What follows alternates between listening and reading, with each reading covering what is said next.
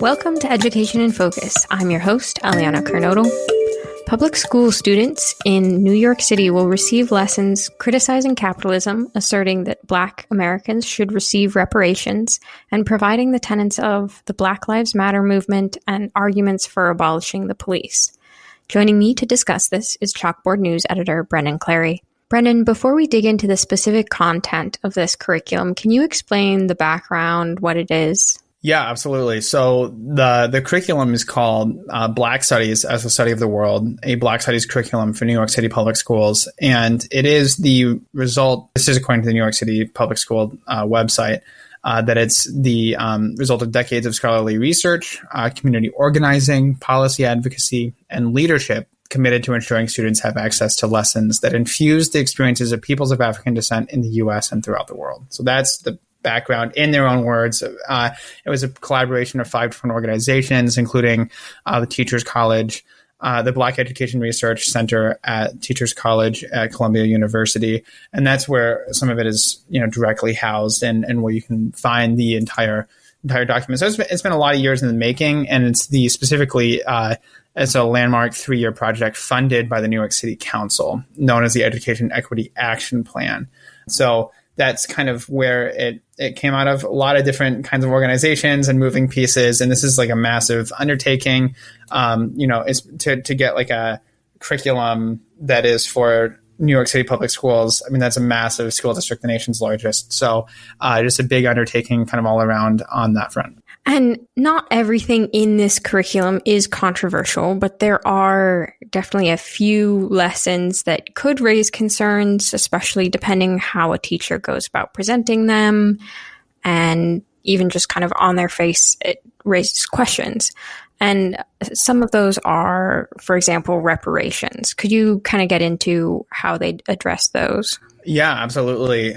So one of the lessons for 11th graders specifically is about understanding the need for reparations, the curriculum says, through the historical system of debt peonage and its resurfaced form via student loan debt.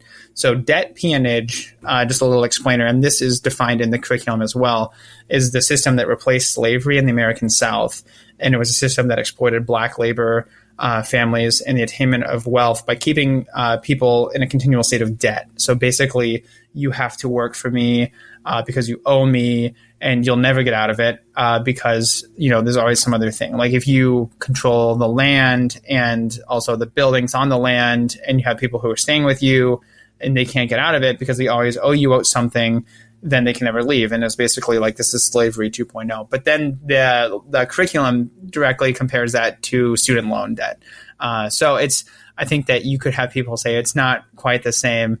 You can choose to go to college or not. But that might be controversial there. And it also said that it shows up, that system of debt peonage shows up in various contemporary systems. And this is a quote from the curriculum in the United States today, like, quote, systems of incarceration, student loan debt, and housing. So it's directly connecting those to like this system that came after slavery in the American South. And how does the curriculum present police reform, including calls to defund or abolish the police? Yeah, so that's another great question. Again, this is to 11th grade students, and basically they has them read an article from Vox. It's an explainer piece, and basically goes over the different sorts of methods for police reform. So there's a camp that says we should reform the police. There's another camp that says we should defund the police. And then there is an abolish the police faction that take that defunding even further, right? So this kind of goes back to George Floyd protests, like in the aftermath of George Floyd. I think a lot of people said we need to do something. And then you had these different factions of like, do you reform police departments, and how far do you go with that? Like, what kinds of protocols do you put in place to try to prevent, police brutality? And then you had people calling for defunding the police and saying we need to remove, disinvest from the police department and put that money somewhere else. And then you had people saying we need to abolish the police completely, like get rid of all cops. And, if we divert all of that money toward policing, toward, community services, then we won't have any crime at all. And so that is essentially the abolishing. And so it goes through there, and then it goes through those different stations. Students are supposed to go around the room and learn about abolishing the police and defunding the police. And then I think they have to do an activity where they pick one, should they reform or defund or abolish the police?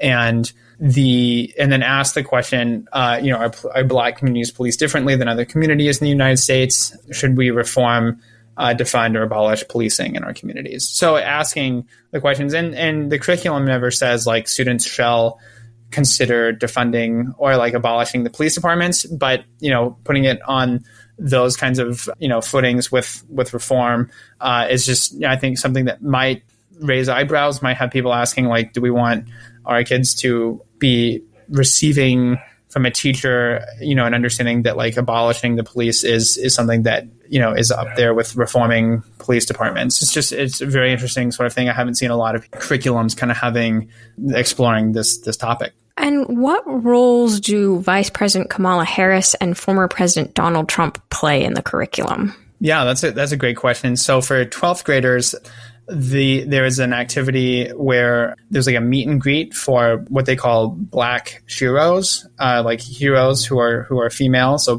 Black female leaders in the fight for American democracy. That's a quote from the curriculum. And essentially, it's a mixer, like a role play mixer, where you create like you get a biography for your character, and one of those is Kamala Harris, the vice president, who is the Democratic nominee for president this fall, and she's up there with a lot of other different political like activists who are black women, current and like former like historical figures as well. And so the activity for students is to discuss their character with other characters and sort of like learn from each other about, like in that sort of role play meet and greet activity in class.